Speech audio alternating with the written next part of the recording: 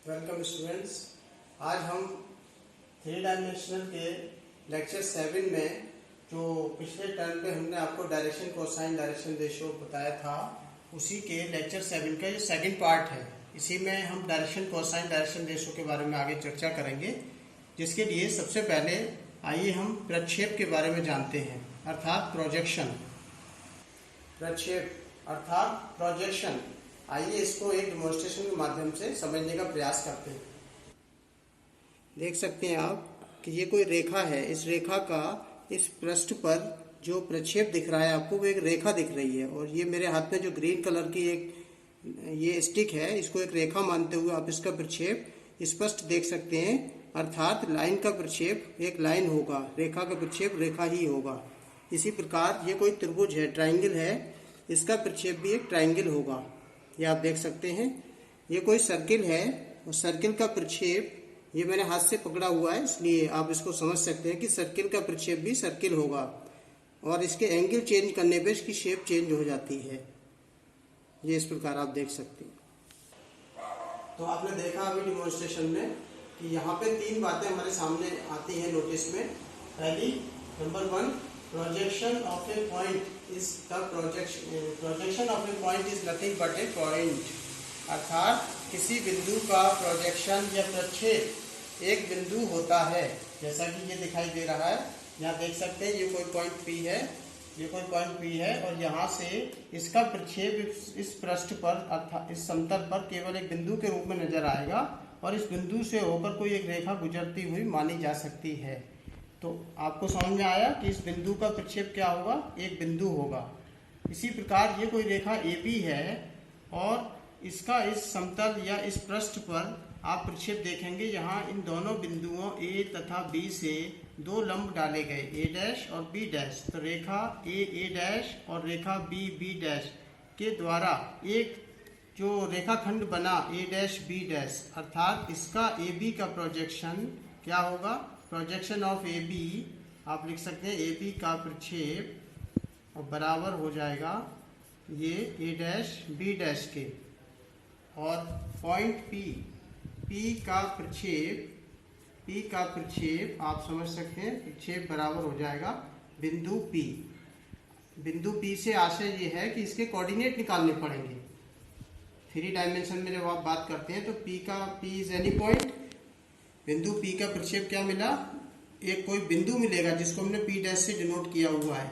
तो बिंदु P' का मतलब यह है कि इसके आपको कोऑर्डिनेट निकालने पड़ेंगे। इसी प्रकार ये रेखा AB है और यदि ये किसी पृष्ठ के समांतर है तो इसकी लंबाई, इसका प्रक्षेप जो होगा वो A' B' के बराबर होगा। और यदि कोई रेखा कई खंडों में बटी हुई है, AB फिर BC और CD इस तरह से, तो इसके प्रक्षेप इस A से लेकर D तक जो प्रक्षेप होगा वो इन समस्त प्रक्षेपों के योगफल के बराबर होगा। अर्थात हम कह सकते हैं A B C D का प्रक्षेप, A B C D का प्रक्षेप, ये रेखाखंड है ना अलग अलग, इसका प्रक्षेप आप लिख सकते हैं दिस इज इक्वल टू प्रक्षेप A' B' plus B' C' plus C' D', ये सम कर देंगे का प्रक्षेप, ये ABCD का प्रक्षेप बराबर इन रेखाखंडों की लंबाई। तो ये प्रक्षेप हो गया। इसी प्रकार दूसरी बात आपको ये समझ में आ रही है, projection of a line on a line और surface is nothing but a line. अर्थात किसी रेखा का प्रक्षेप एक रेखा ही होगा। तीसरी बात, projection of an area is equal to area. अर्थात किसी क्षेत्रफल का प्रक्षेप सदैव एक क्षेत्रफल होगा। जैसा कि डेमोन्स्ट्रेशन में अभी एक हमने ट्राइंगल का और सर्किल का आपको प्रक्षेप दिखाया, तो वो उसी शेप में निकल के आया था, ट्राइंगल या सर्किल के रूप में। तो देखिए, इससे एक बात समझ में आती है, एक निष्कर्ष निकलता है कि किसी रेखाखंड AB का जो कि समतल से अथवा किसी रेखा से मान लीजिए थीटा कोण पर है, मान लीजिए अगर इसको आगे बढ़ाएंगे सरफेस पर तो आप ये समझ सकते हैं कि ये एंगल यहाँ पर थीटा बनाएगी। तो ये एंगल कितना हो गया, ये भी थीटा हो गया। तो इसका प्रक्षेप इस पर A' B' के बराबर होगा। रेखा AB का प्रक्षेप A' B' के बराबर होगा। तो हम लिख सकते हैं AB का प्रक्षेप is equal to A' B' and this is equal to यहाँ से जब आप यहाँ पे एक लंब डालेंगे इस तरीके से, तो ये आप देख सकते हैं ये कोई परपेंडिकुलर डाला AL, तो ये लंबाई और ये लंबाई दोनों बराबर होंगी आयताकार होने के कारण, तो ये AL के बराबर हो गया। और इस ट्राइंगल ABL, चूंकि ये राइट एंगल ट्राइंगल है, तो इसके अकॉर्डिंग आप समझ सकते हैं कि A' B' is equal to AB cos theta. तो अतः इस प्रकार से इस फॉर्मूले से हम प्रक्षेप को ज्ञात करते हैं। आइए अब दो बिंदुओं से होकर जाने वाली रेखा की दिक् कोणीय ज्ञात करना, means to find the direction cosines of a line joining two points. मान लीजिए स्पेस में 3D कोऑर्डिनेट सिस्टम में कोई हमारे पास दो बिंदु हैं A तथा B। मान लीजिए A के कोऑर्डिनेट x1 y1 z1 है और B के कोऑर्डिनेट x2 y2 z2 हैं। तो इन दो बिंदुओं से हमने ये देखिए, जैसा कि आप डायग्राम में देख पा रहे हैं, सपोज ये हमारे पास y एक्सिस है, तो हमने y अक्ष पर बिंदु A और B से दो परपेंडिकुलर दो लंब डाले जो A' और B' पर मिलते हैं। तो इस प्रकार रेखा A' B' इस रेखा AB की प्रक्षेप कहलाएगी। इसका प्रक्षेप होगा, ये प्रोजेक्शन होगा। मान लीजिए ये रेखा AB अक्षों से क्रमशः अल्फा, बीटा और गामा कोण बनाती है, अर्थात ये रेखा AB की डायरेक्शन कोसाइन मान लीजिए LMN है। सपोज इसकी डायरेक्शन कोसाइन LMN है। इट मीन्स ये रेखा x अक्ष के साथ अल्फा कोण बनाएगी, ये रेखा y अक्ष के साथ बीटा कोण बनाएगी, ये रेखा z अक्ष की धन दिशा से गामा कोण बनाएगी। तीनों एक्सिस की पॉजिटिव डायरेक्शन से ये रेखा अल्फा, बीटा, गामा कोण बनाती है। अब इसके लिए इसी के समांतर एक रेखा की हम कल्पना करेंगे, परिकल्पना करेंगे। ये रेखा इसके समांतर जो मूल बिंदु से होकर जा रही होगी इस तरीके से। तो मूल बिंदु से होकर जो रेखा जाएगी, तो आप समझ सकते हैं ये भी, चूंकि ये y एक्सिस है, तो यहाँ पर ये बीटा कोण होगा। इस रेखा के द्वारा y एक्सिस से बीटा कोण, सिमिलरली अल्फा एंड गामा। तो अब आप ये देख सकते हैं, यहाँ से एक परपेंडिकुलर डालेंगे इस पर, ये मान लीजिए L है। तो ये राइट एंगल ट्राइंगल आप देख सकते हैं। इसमें ये A' B' प्रक्षेप यानी प्रोजेक्शन A' B' बराबर AL, और ये AL आप इस समकोण त्रिभुज से इसकी वैल्यू निकालेंगे तो ये हो जाएगा AB cos थीटा। अभी हमने प्रोजेक्शन की कॉन्सेप्ट बताई थी, उसके अनुसार AB cos थीटा। यहाँ हमारा थीटा कितना है, ये बीटा एंगल है जो कि y अक्ष की धन दिशा से बनाया गया कोण, तो ये हो जाएगा AB cos बीटा। अब एक बात ये हो गई। दूसरी बात, इस आप देख सकते हैं ये y अक्ष पे चली गई दूरी बिंदु A, तो A के कोऑर्डिनेट x1 y1 z1 है, x1 y1 z1, तो यानी कि मूल बिंदु से यहाँ पर ये y1 दूरी होगी, ये दूरी होगी y1 दूरी। इसी तरह मूल बिंदु से ये दूरी कहलाएगी y2। कहाँ तक, B' तक। O से B' तक का अर्थ मतलब O से B तक, ये लंबाई और ये लंबाई बराबर। तो ये अब ये A' B' कितना होगा, तो जाहिर सी बात है कि ये y2 माइनस y1 होगा। ये डिस्टेंस अगर हम निकालेंगे तो y2 माइनस y1 होगा यहाँ तक। तो हम A' B' बराबर AL, ये देख पा रहे हैं आप, ऊपर भी लिखा हुआ है A' B' बराबर AL, और AL हमने निकाला ये y2 माइनस y1। तो आप देख सकते हैं ये A' B' की वैल्यू इस A' B' के बराबर है, तो ये दोनों वैल्यू बराबर हो गई। इस प्रकार हम लिख सकते हैं ये AB cos beta equal to y2 minus y1। This implies, आप ये कर सकते हैं cos beta this is equal to y2 minus y1 upon AB। और cos बीटा को हमने क्या माना था, हमने पहले ही बता चुके हैं, L equal to cos alpha होता है, M equal to cos beta होता है, और N equal to cos gamma होता है। इस प्रकार ये हमारे पास m की वैल्यू आ गई। m की value y2 minus y1 upon AB। AB क्या है, रेखा दो बिंदुओं A तथा B के बीच की दूरी AB है। इस प्रकार ये हमने डायरेक्शन कोसाइन m का मान प्राप्त कर लिया। सिमिलरली इसी प्रकार जब आप A और B से x अक्ष पे परपेंडिकुलर डालेंगे तो इसी प्रकार से समकोण त्रिभुज और ये A' B' बनेगा। इसी प्रकार जब आप A और B से z अक्ष पे परपेंडिकुलर डालेंगे तो इसी प्रकार से एक समकोण त्रिभुज बनेगा। तो similarly we can find other two values as x अक्ष के अलोंग लेंगे तो n वैल्यू होगी, n इक्वल टू हो जाएगा x2 minus x1 upon A B. और इसी प्रकार m निकाल चुके हैं, l m n will be z2 minus z1 upon A B. तो ये आपके पास शेष दो डायरेक्शन कोसाइन और आ गई। तो इस प्रकार ये तीनों डायरेक्शन कोसाइन आ गई, इनको इस प्रकार लिखा जा सकता है। इस प्रकार आपने देखा कि जब ये x अक्ष पर हमने परपेंडिकुलर डाला तो x अक्ष पर प्रक्षेप लेने से हमें ये डायरेक्शन कोसाइन l मिली, x2 minus x1 upon A B. और y अक्ष पर इस प्रकार प्रक्षेप लेने से हमें ये डायरेक्शन कोसाइन m मिली, y2 minus y1 upon A B. और z अक्ष पर प्रक्षेप लेने से हमें तीसरी डायरेक्शन कोसाइन n की वैल्यू मिलेगी, z2 minus z1 upon A B. इस प्रकार आप देखते हैं कि डायरेक्शन कोसाइन ज्ञात करने के लिए दो बिंदुओं से होकर जाने वाली रेखा की डायरेक्शन कोसाइन lmn से दी जाती है, और उसमें जो भी कोऑर्डिनेट आगे वाले कोऑर्डिनेट हैं उसमें से ये वाले कोऑर्डिनेट ए कोऑर्डिनेट के जो x1 y1 z1 बिंदु हैं उनको हम माइनस करेंगे, कोऑर्डिनेट्स को माइनस करेंगे इस तरीके से, और उसमें रेखा AB की लंबाई से भाग लगा देंगे। तो इस प्रकार हमें ये lmn की वैल्यू प्राप्त हो जाती है। अब देखिए, दो बिंदुओं से जाने वाली रेखा की डायरेक्शन रेशो ज्ञात करना। अभी हमने क्या बताया था आपको, दो बिंदु से होकर जाने वाली रेखा की डीसी बताई थी, डायरेक्शन कोसाइन। यहाँ क्या निकालने जा रहे हैं, डायरेक्शन रेशो। तिक अनुपात क्या होंगे। मान लीजिए ये कोई दो बिंदु हैं, ए जिसके कोऑर्डिनेट x1 y1 z1 है, दूसरा बिंदु बी जिसके कोऑर्डिनेट x2 y2 z2 है, और मान लीजिए इस रेखा की डायरेक्शन कोसाइन क्रमशः l m n है। तो हम जानते हैं कि l की value x2 minus x1 upon A B, and m की value y2 minus y1 upon A B, and n equal to z2 minus z1 upon A B से दी जाती हैं। तो ये चूंकि डायरेक्शन कोसाइंस हैं तो हम ये देख सकते हैं, लिख सकते हैं इसको इस तरीके से, l m n these are x2 minus x1 upon ab and y2 minus y1 upon ab and z2 minus z1 upon ab।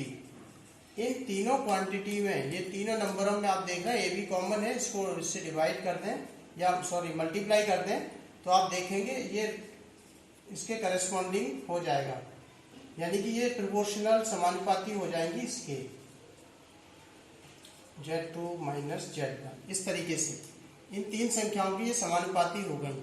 और जब कोई तीन संख्याएं डायरेक्शन कोसाइन lmn के समानुपाती होती हैं तो उनको हम क्या बोलते हैं, डायरेक्शन रेशो।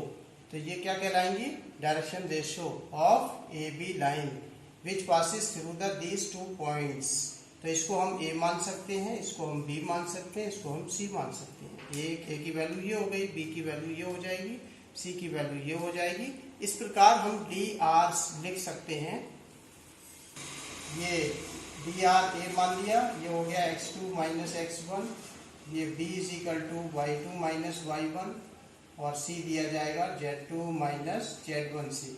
ये डायरेक्शन रेशो हो गई किसी लाइन ए बी की। These are D Rs of A B line. इस प्रकार इनसे हम डायरेक्शन रेशो की कैलकुलेशन कर सकते हैं। दो बिंदु दे रखे हैं, इनके कोऑर्डिनेट पता है, तो इस प्रकार से आप डी आर की वैल्यू निकाल सकते हैं। आइए अब ज्ञात करते हैं दो बिंदुओं P तथा Q को मिलाने वाली रेखा का प्रक्षेप उस रेखा पर ज्ञात करना जिसकी डायरेक्शन कोसाइंस lmn है। अर्थात to find projection of a line joining two points P and Q on a line which whose direction cosines are lmn। It means मान लीजिए ये कोई दो बिंदु P और Q है, डायग्राम में देख सकते हैं P और Q, और जो हरे रंग से एक रेखा दिखाई है, इनसे होकर जाने वाली रेखा का हमें एक उस रेखा पर प्रक्षेप ज्ञात करना है। मान लो वो रेखा कोई ऐसे है, एक ऐसी रेखा पर इसका प्रक्षेप ज्ञात करना है जिसकी डायरेक्शन कोसाइन lmn दे रखी है। इस रेखा की, सपोज ये कोई रेखा है RS आप कह सकते हो, इस रेखा पर PQ रेखा का प्रक्षेप ज्ञात करना है, और इस रेखा की डायरेक्शन कोसाइन हमको पहले से पता है, दिए हुए हैं।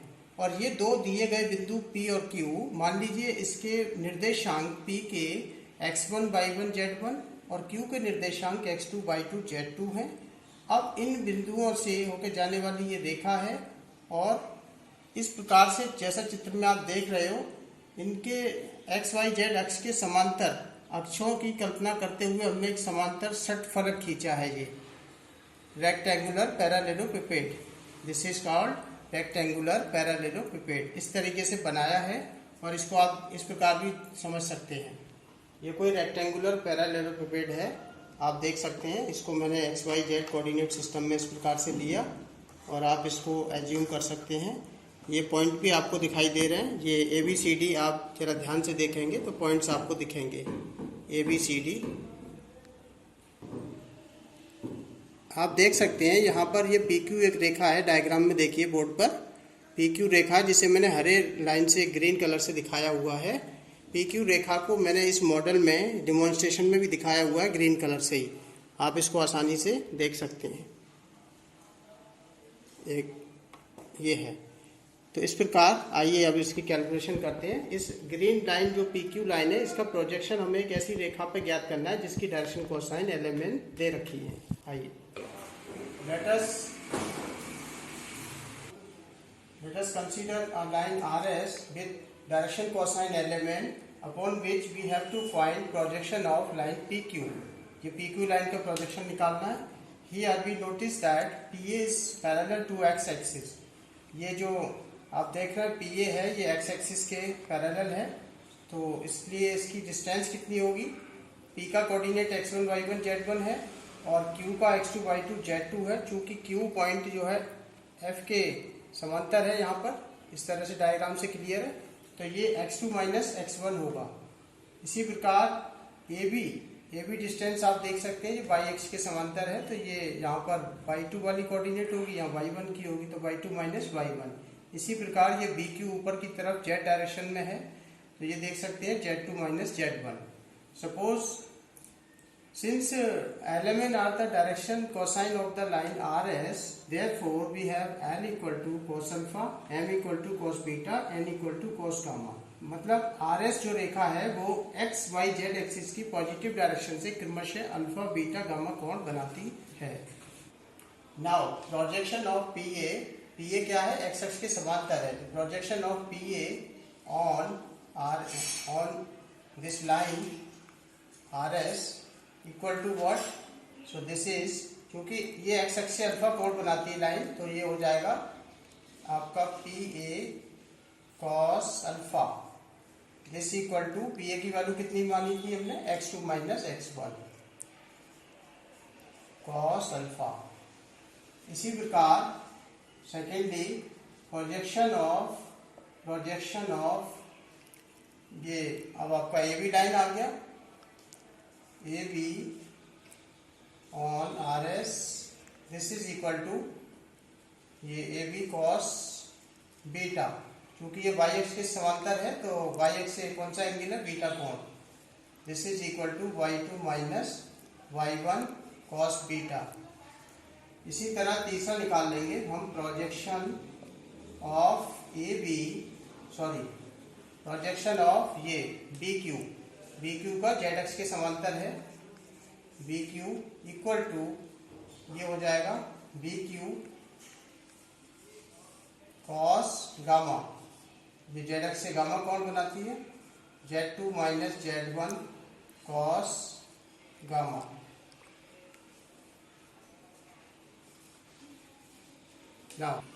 नाउ प्रोजेक्शन ऑफ PQ का प्रोजेक्शन निकालना है RS पर। Projection of PQ equal to, अब ये ध्यान से समझिएगा कि PQ का प्रोजेक्शन इस रेखा पर जो होगा वो रेखा हमारा ये PA और AB और BQ के प्रोजेक्शन के बीजगणितीय योग के बराबर होगा, क्योंकि विभिन्न रेखा खंडों का जो प्रक्षेप होता है उसको सम के रूप में लिखने का मैंने आपको बताया था शुरू में, जब प्रक्षेप के बारे में बताया था कि जब कई सारे रेखाखंड एक साथ मिलते हैं तो उनका प्रोजेक्शन बीजगणितीय योग के उनके प्रोजेक्शन के बीजगणितीय योग के बराबर होता है। इस प्रकार ये जो जनरेट हो रही है लाइन PQ, ये आप एक डिमॉन्स्ट्रेशन से कुछ सेकंड के लिए समझिए इसको।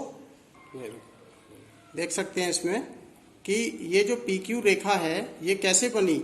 ये एक्स एक्सिस के अलोंग पी ए डिस्टेंस नीले कलर से जो मैंने शो किया हुआ है, ये नीले कलर से एक्स एक्सिस के अलोंग ये पी ए डिस्टेंस है, ये तय किया इसने। और फिर ए बी डिस्टेंस जो वाई एक्सिस के अलोंग है, जिसको मैंने ये दिखा रखा है ऑरेंज कलर में, इसको आप देख सकते हैं। इस नीले कलर पे ये चला पी ए, फिर ए बी, और उसके बाद ऊपर की तरफ येलो कलर की लाइन उठ रही है बी क्यू, तब जाके ये ग्रीन लाइन आपकी पी क्यू जनरेट होती है। इसको देख सकते हैं इस तरीके से, आप इसको क्लियर कर लें। तो इन तीनों लाइनों के द्वारा रेखा आर एस पे बनाए गए प्रक्षेपों का बीजगणितीय योग इस रेखा पी क्यू के प्रक्षेप के बराबर होगा। अतः projection of PQ upon RS is equal to algebraic sum of all three projections.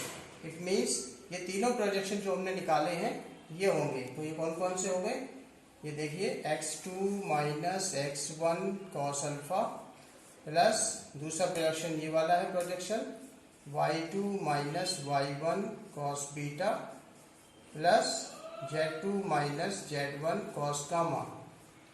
और आप जानते हैं cos alpha cos beta cos gamma को हम क्या मानते हैं, L M N, इसलिए इसको हम लिख सकते हैं this is L, this is M, this is N। So this is L into x2 minus x1 plus M into y2 minus y1 plus N into Z2 minus Z1। So this is nothing but projection of PQ on RS। इस तरह हमने PQ का projection का ये formula develop कर दिया। Hence the result is ये this is very important formula, और इसके बेस पर हम आगे कुछ सवाल सॉल्व करेंगे अगले लेक्चर में। तो आप इसको अच्छे से तैयार कर लें। Thank you. आइए कुछ समय है तो एक इसमें एक क्वेश्चन सॉल्व कर लेते हैं। क्वेश्चन देखते हैं। आइए क्वेश्चन सॉल्व करते हैं। यदि चार बिंदु ए जिसके निर्देशांक 3 माइनस 3 5, दूसरा B 6 3 3 and C -2 -4 4 and D 2 0 1 इसके कोऑर्डिनेट्स हैं, तो रेखा सी डी का रेखा ए बी पर प्रक्षेप ज्ञात करना है। ध्यान दीजिए, रेखा ए बी पर प्रक्षेप ज्ञात करना है। ये ए बी एक रेखा है और कोई रेखा सी डी है। मान लीजिए सी डी का प्रक्षेप निकालना है, तो इसके लिए इसका प्रक्षेप यहाँ पे निकालना है। तो यहाँ से इस पर हम लाइन ड्रॉ कर देंगे। मान लीजिए ये इसका प्रक्षेप है, या एल एम इसका प्रक्षेप है, ये मान लीजिए। अब आइए इसे सॉल्व करते हैं। Let DCs of the line A B are L M N. मान लीजिए इसकी ये डायरेक्शन कोसाइन हमने एल एम एन मान ली है। इसके कोऑर्डिनेट ए के हमें मालूम है, ये 3 -3 5, और बी के कोऑर्डिनेट हमें दिए 6 3 3, एंड सी के कोऑर्डिनेट हमें दिए हुए -2 -4 एंड 4। डी के कोऑर्डिनेट दिए हुए हैं 2 0 1 2 0 1। तो आप जानते हैं इसकी डीसीज हमने एल एम एन मान ली है। तो इसके डीसीज के लिए हम पहले डायरेक्शन रेशो निकालेंगे। So D Rs of A B equal to, चूंकि ए बी के कोऑर्डिनेट दे रखे हैं, इसकी डायरेक्शन कोसाइन निकालने के लिए हम पहले इसके डी आर निकालेंगे। तो D Rs of A B, suppose a equal to x2 minus x1, so ये x2 माइनस x1 हमने कोऑर्डिनेट किया तो a की वैल्यू 3 आ गई। इसी तरह b is equal to y2 minus y1 होगा, so 3 minus minus plus 3 this equal to 6 होगा। इसी प्रकार c की वैल्यू निकालेंगे z2 मीन्स 3 माइनस ये z2 minus z1, so this is equal to -2। So c की वैल्यू हमारे पास -2 आ गई। इस प्रकार हमने इसके डायरेक्शन रेशियोज निकाल लिए जो इस तरीके से हैं। ए की वैल्यू 3 आई, बी की वैल्यू हमारे पास 6 है, सी की वैल्यू -2 है। ये डी आर हमने किसके निकाले, रेखा ए बी के। आइए इसके बाद इसकी डीसीज निकालेंगे। जब हमें डी आर पता है तो डी आर की मालूम होने की स्थिति में हम एल एम एन की वैल्यू इन फॉर्मूला से निकालते हैं। ये हम जानते हैं, L equal to plus minus A upon root A square plus B square plus C square. इसी प्रकार बी और सी में इससे डिवाइड कर देते हैं तो ये एल एम एन की वैल्यू प्राप्त हो जाती है। अब इसे सॉल्व करेंगे तो this is equal to plus minus A की वैल्यू हमारे पास 3 है, 3 upon square root of A square, it means A का स्क्वायर 3 का square and this 6 square and this minus 2 square.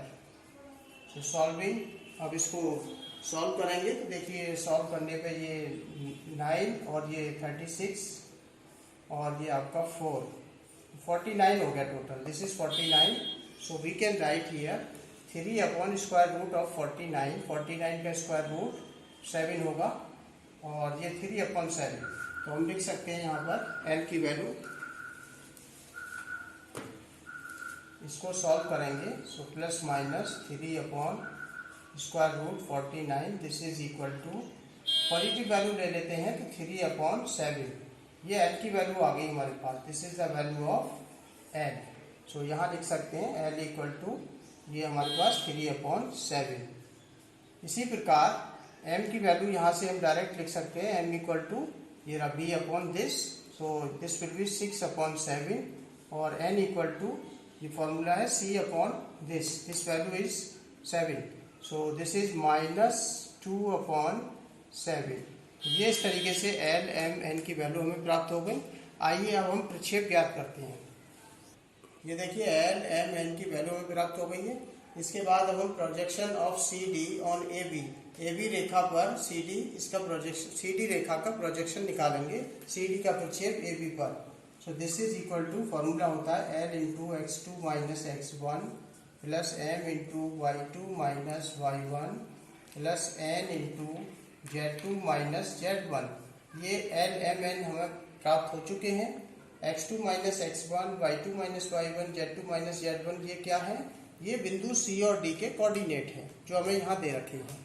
तो ये इस प्रकार से अब हम L की वैल्यू यहाँ से 3/7 लेंगे। x2 माइनस x1, देखिए ये x2 ये x1, ये हो गया 2 माइनस माइनस प्लस 2, क्योंकि ये माइनस 2 है x1।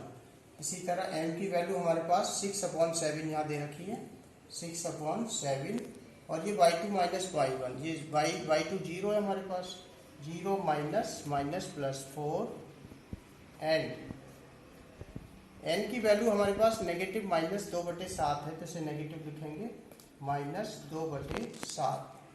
और ध्यान दीजिए Z2 कितना है? 1 है। Z2 की वैल्यू 1 माइनस और ये 4।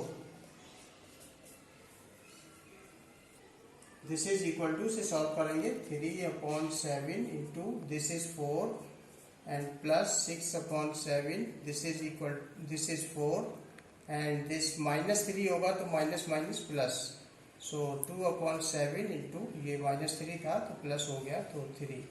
दिस इज इक्वल टू 3 4 ये 12 हो गया आपका 24 और ये 6/7। सॉल्विंग दिस इज 42, इसका sum 42/7, this is equal to dividing by 7 we get 6 unit. So projection अर्थात प्रक्षेप, projection of C D on A B is equal to 6 unit. 6 इकाई इसका प्रक्षेप आ गया, ये इसका आंसर है। इसी प्रकार आप इस पर आधारित अन्य सवाल हल कर सकते हैं। तो देखा आपने किस प्रकार हमने एक रेखा का दूसरी रेखा पर, उस रेखा पर जिसकी डायरेक्शन को असाइन अगर हमें मालूम हो, ज्ञात हो, जिसे हमने फॉर्मूले में एल एम एन से दर्शाया हुआ है, तो उस रेखा का प्रक्षेप सीधी रेखा का हमने इस पर ज्ञात कर सकते हैं। फॉर्मूले के अकॉर्डिंग जब ये कैलकुलेशन करके आप इस तरीके से प्रक्षेप निकालेंगे, और प्रक्षेप की कोई यूनिट नहीं होती इसलिए इसको केवल इकाई लिख देंगे। और ये उस कंडीशन में आता है जैसे अगर आपसे ये कहा जाए इसकी कोऑर्डिनेट्स को किसी और तरीके से डिफाइन किया जाए, मान लीजिए इसकी लंबाई सेंटीमीटर में दी जाए या इसकी लंबाई जो है किसी और यूनिट में दी जाए, तो चूंकि यहाँ कुछ डिफाइन नहीं है इसलिए हम केवल यूनिट लिखेंगे। ये इस यूनिट की लंबाई का, ये इसका प्रोजेक्शन होगा।